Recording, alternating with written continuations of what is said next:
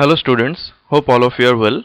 So today we will start with our next discussion about the small sample test, that is the test for difference of means and chi-square test for goodness of fit. Before I start this topic, I want to say that please follow the previous video lecture for your better understanding. The links are given in the suggestion box. So let's start with our topic. So the first topic is that the test of difference of mean. So in our previous video lecture we have learned about the test for single mean for a small sample test. These two tests are the remaining tests for our syllabus, and with these two tests our engineering statistics completes. So let's try to understand the test. The test says that if we have two random independent samples x1, x2, xn and x1 dash, x2 dash and xn dash be two random samples which are taken from two populations having means mu1 and mu2 respectively, then to check whether the mu1 and mu2 are equal or not or giving the same type of average values, we have to consider the null hypothesis h naught mu1 equals to mu2, take at alpha level of significance, and the test statistic will be t equals to x1 bar minus x2 bar divided by root over of n1 a capital S1 square plus n2 multiplied by capital S2 square. This whole multiplied with root under of n1 n2 n1 plus n2 minus 2 by n1 plus n2, where S1 square and S2 square are the sample variances. So पहले हम लोग ये test को अच्छे से समझ लेते हैं, उसके बाद हम लोग प्रॉब्लम में जाएंगे. तो टेस्ट क्या कह रहा है, देखो यहाँ पे हम लोग हमारे पास दोनों डिस्टिंक्ट पॉपुलेशंस है, ठीक है. सो दोनों डिस्टिंक्ट पॉपुलेशन से हम लोग क्या कर रहे हैं, यहाँ पे दोनों सैंपल्स को रैंडमली चूज कर रहे हैं. तो पहला जो सैंपल है उस सैंपल का साइज है n1 और दूसरा जो सैंपल है उस सैंपल्स का साइज है n2.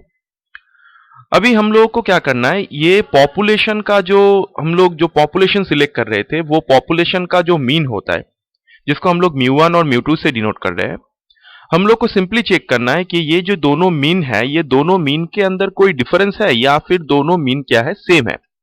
इसका मतलब ये है कि दोनों पॉपुलेशन का जो एवरेज वैल्यू आएगा डेटास का, वो एवरेज वैल्यू क्या सेम होगा या फिर उस वैल्यूज के अंदर कुछ डिफरेंस रहेगा. तो वो जानने के लिए हम लोग क्या करते हैं, वहां पे हम लोग ये टेस्ट स्टैटिस्टिक्स पकड़ेंगे. मैंने तुम लोग को पिछले वीडियो में कहा था कि अगर हमारे पास कोई स्मॉल सैंपल टेस्ट हम लोग को करना है, that means we have a sample size less than 30, that is nothing but the small sample. तो स्मॉल सैंपल्स के लिए हम लोग जनरली टी डिस्ट्रीब्यूशन या फिर स्टूडेंट डिस्ट्रीब्यूशंस को चेक करते हैं, जिसके बारे में तुम लोग जानते हो, प्रोबेबिलिटी में तुम पढ़ चुके हो उसको, उसका डिस्ट्रीब्यूशन फॉर्मूला, उसका जो ग्राफ होता है, डेंसिटी कर्व जो होता है, उसके बारे में तुम लोग जानते हो. तो यहाँ पे हम लोग को क्या करना है, टी डिस्ट्रीब्यूशन पकड़ना है. तो टी डिस्ट्रीब्यूशन से हम लोग इसको कन्वर्ट करेंगे. तो टी डिस्ट्रीब्यूशन में जाने के लिए हम लोग को कुछ टेस्ट स्टैटिस्टिक्स पकड़ना पड़ता है. जैसे हम लोग लार्ज सैंपल टेस्ट के लिए स्टैंडर्ड नॉर्मल डिस्ट्रीब्यूशन में जाने के लिए z को पकड़ते हैं टेस्ट स्टैटिस्टिक, ऐसे ही हम लोग को टी डिस्ट्रीब्यूशन में जाने के लिए यहाँ पे टी स्टैटिस्टिक्स पकड़ना है. तो कौन सा स्टैटिस्टिक्स हम लोग पकड़े, इसके बाद वो टी डिस्ट्रीब्यूशन में चला जाएगा. तो टी डिस्ट्रीब्यूशन में जाने के लिए यहाँ पे जो टेस्ट हमने किया है, इसके लिए हम लोग को क्या करना है, टेस्ट स्टैटिस्टिक्स को ऐसे लेना है. t will be equals to x1 bar minus x2 bar. तो x1 bar x2 bar क्या है, x1 bar x2 bar है ये जो दोनों सैंपल को हम लोगों ने चूज किया है, ये दोनों सैंपल का average. That is x1 bar is the sample average or mean of the first sample, x2 bar is the mean of the second sample. Root under of n1 s1 square plus n2 into s2 square. n1 is the sample size of the first sample, n2 is the sample size of the second sample.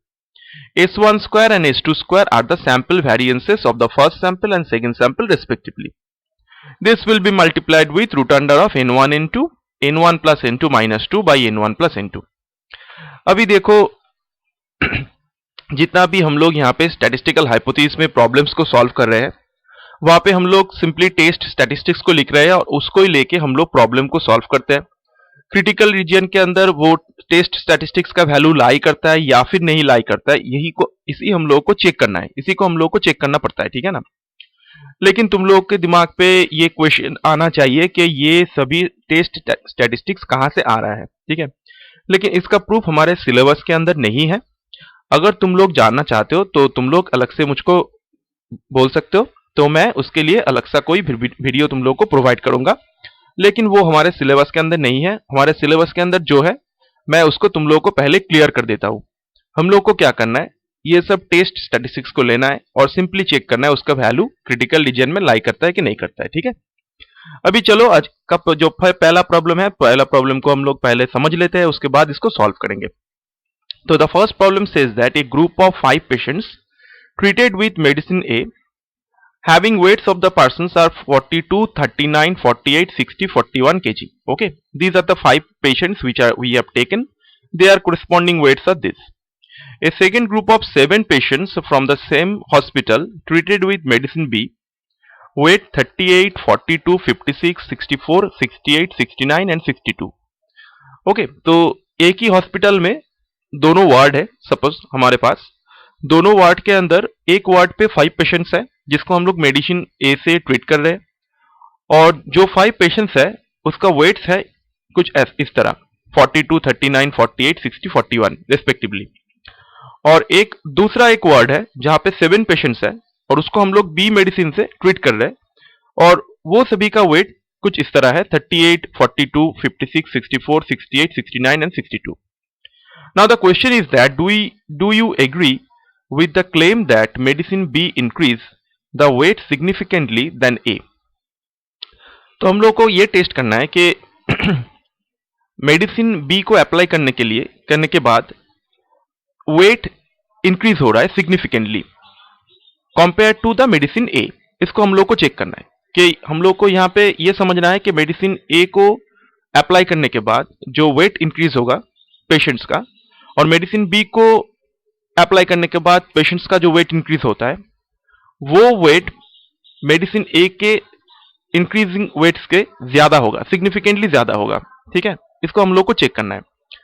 So we have to check at 5% level of significance of the tree distribution with 10 degrees of freedom and the value is given here 2.223। Okay, तो value भी यहाँ पे given है, degrees of freedom भी given है, लेकिन तुम लोग जानते हो यहाँ पे फॉर्मूला के अंदर हम लोग को डिग्रीज ऑफ फ्रीडम नहीं चाहिए। ये जो टेस्ट स्टैटिस्टिक्स है यहाँ पे हम लोग को सिंपली 5% का वैल्यू चाहिए, और 5% का वैल्यू ये है 2.223। तो अभी हम लोग इसको चेक करेंगे। So let μ1 be the population mean weight of the patients treated with medicine A, μ2 be the population mean weight of the patients treated with medicine B. तो μ1 μ2 पकड़ लिए हमने। Now we are taking the null hypothesis that H naught is equals to μ1 and μ2, considering both the means are equal. But it is given in the question that do we agree with the claim that medicine B increase the weight significantly than medicine A? So if medicine B increase the weight significantly than medicine A, then μ2 must be greater than μ1. So alternating hypothesis is μ1 less than μ2, that is μ2 is greater than μ1. तो सभी data अभी हमारे पास है, simple सा problem है। x1 बार निकालेंगे, x2 बार निकालेंगे, यहाँ पे बार दे देना, यहाँ पे मिस हो चुका है। ठीक है, यहाँ पे मिस हुआ है, यहाँ पे x1 बार होगा, यहाँ पे x2 बार होगा।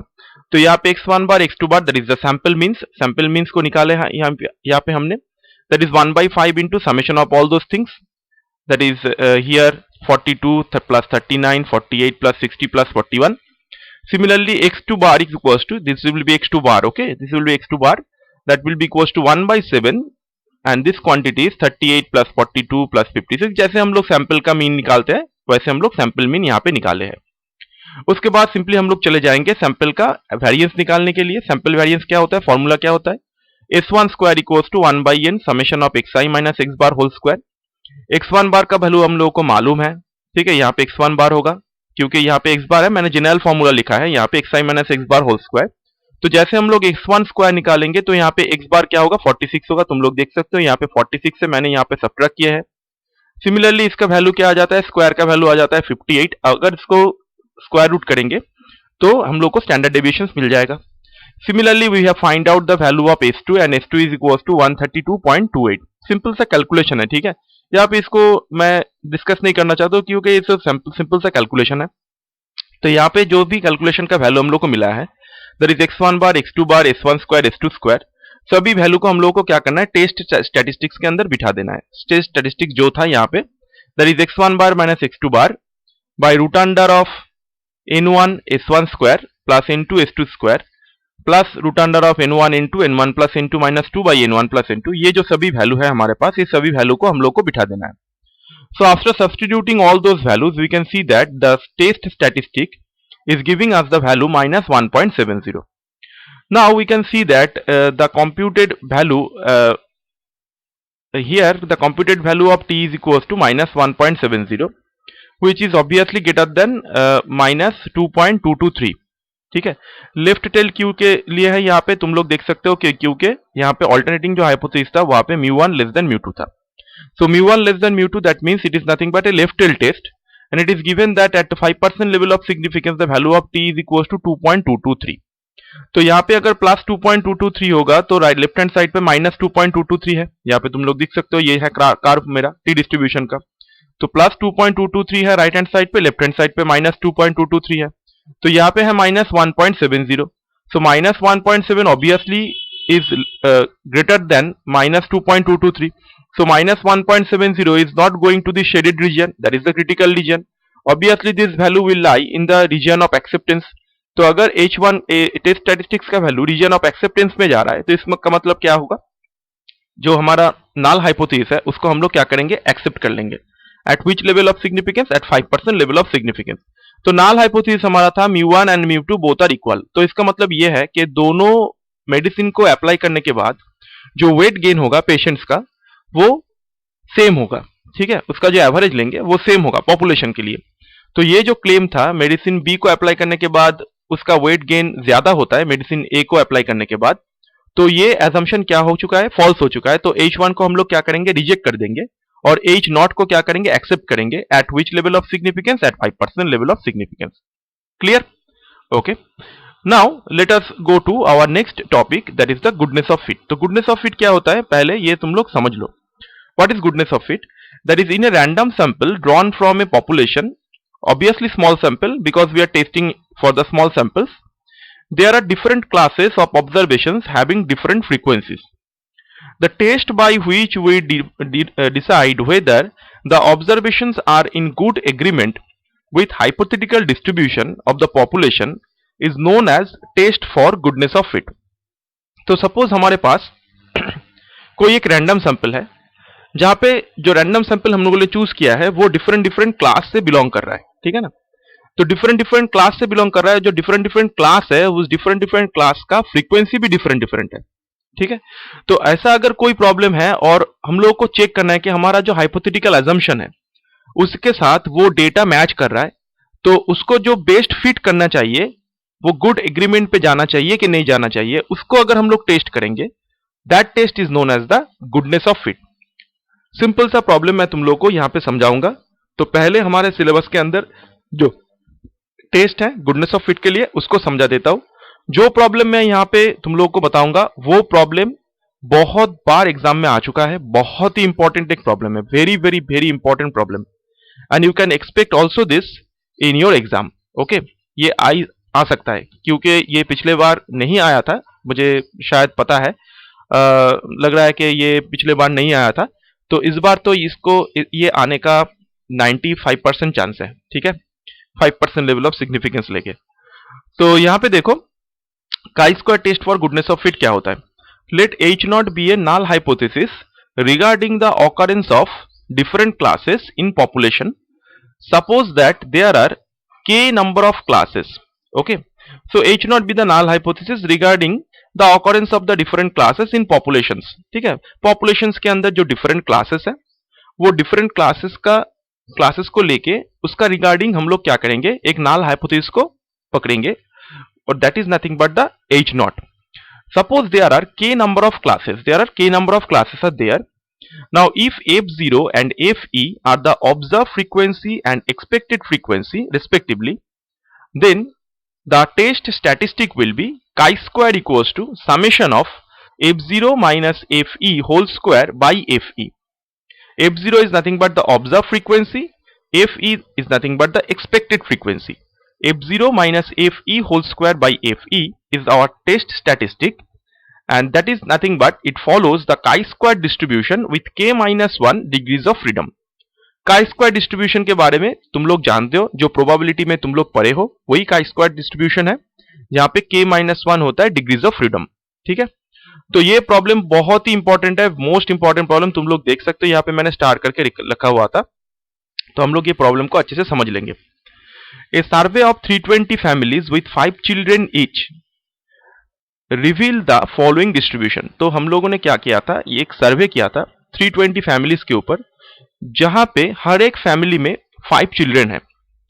तो उसके लिए हम लोग जो सर्वे किए हैं, ये सर्वे के ऊपर हम लोग देख सकते हैं हमारे पास ये डेटा गिवन है। So the number of boys are nothing but 5, 4, 3, 2, 1, 0 and the number of girls are like this for each family. Okay? तो एक फैमिली में 5 बॉयज है, कोई गर्ल्स नहीं है। एक फैमिली में 4 बॉयज है, एक ही गर्ल्स है। तो ऐसे करके मैंने यहाँ पे डेटा को लिया था। और the number of families we can see that out of 320 families that is consisting of 5 boys and no girls is 14. 4 boys, 1 girls having 56 number of families are there. 3 boys, 2 girls are in 110 families and so on.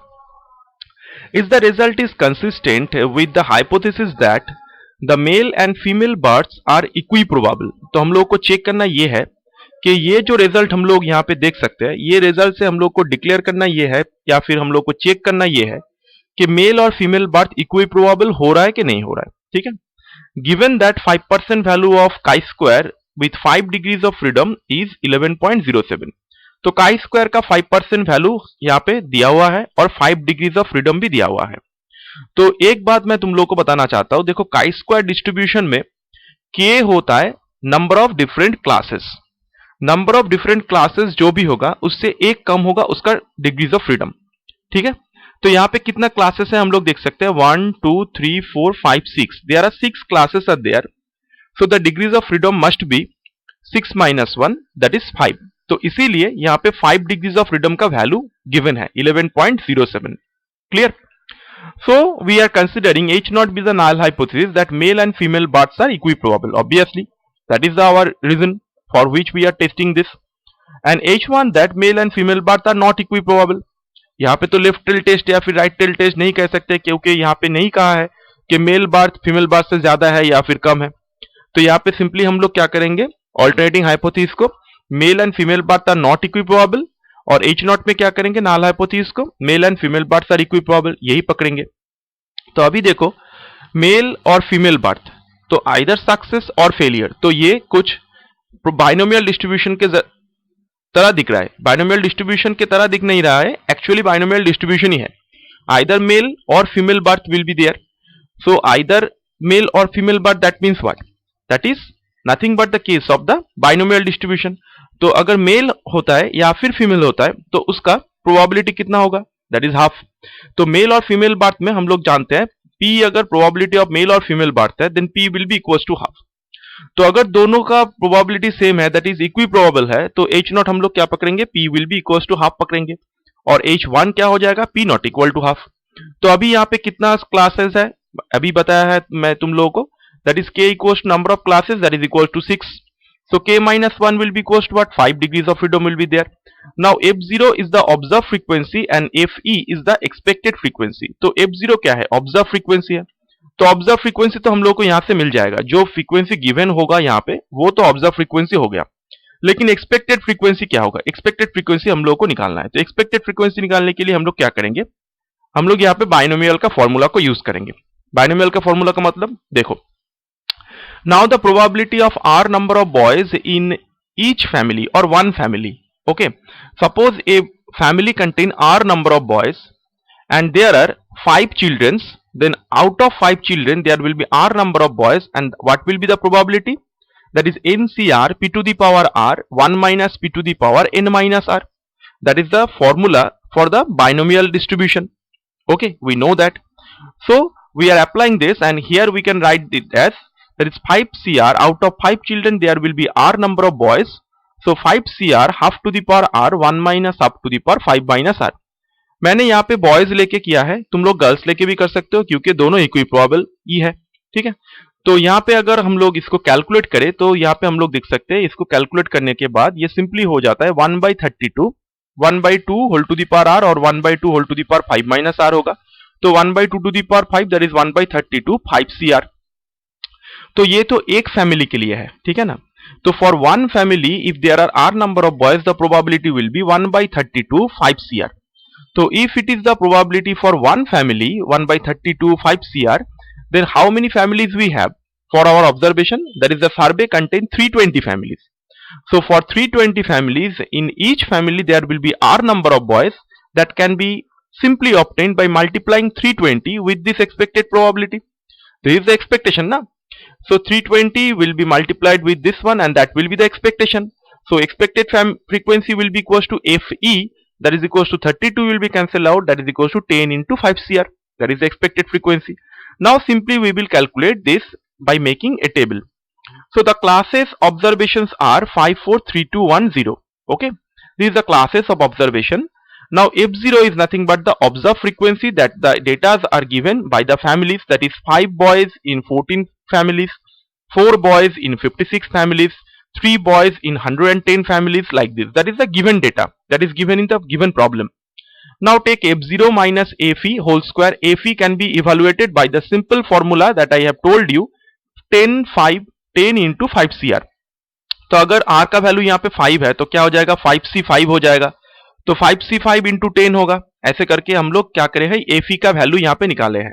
यहाँ पे FE minus F0 का value square करके लिखा है, यहाँ पे FE का value मैंने यहाँ पे अलग से लिखा हुआ है, तुम लोग अगर चेक करना चाहते हो तो चेक कर सकते हो। यहाँ से FE का वैल्यू ये है कि 1050, ऐसे करके मैंने FE का वैल्यू निकाला है 10 into 5 CR लेके, और then we will take that is F0 minus FE whole square. Okay, that is यहाँ पे हम लोग देख सकते हैं कि यहाँ पे 14 है और यहाँ पे 10 है, तो 14 माइनस 10 करेंगे तो क्या होगा, 4 होगा, तो 4 का स्क्वायर लिया है मैंने यहाँ पे, स्क्वायर करके यहाँ पे 16 हो जाता है। So that is the nothing but data of F0 minus FE whole square. Now divide this quantity by FE. FE equals to 10 50 like this. So after dividing this, this is nothing but our quantity. Take the summation value, and after taking the summation we can see that this quantity is 7.16. Now it is given that at the 5 degrees of freedom and 5% level of significance, the chi-square must be value that is 11.07. तो ये होता है chi-square का graph, that is the graph is known as the chi-square graph, जहाँ पे 5% का value किससे ज्यादा हो जाता है, 11.07। अगर 11.07 से ज्यादा हो जाएगा chi-square का वैल्यू तो उसका प्रोबेबिलिटी हो जाएगा 0.05, that is 5% level. Okay, so that is the nothing but the shaded region. This is the shaded region. Now the value of the computed test statistic is nothing but 7.16, and we can see that this test statistic does not go to the critical region because 7.16 is less than 11.07. Okay, so it will lie previously in the region of acceptance. So 7.16 is lies in the region of acceptance. That means what? That means H0 will be accepted at the alpha level of significance, that is BARTs are equiprobable. So with this lecture my statistics for your engineering syllabus for this semester ends. If you like this video, then subscribe the channel and also like and share this.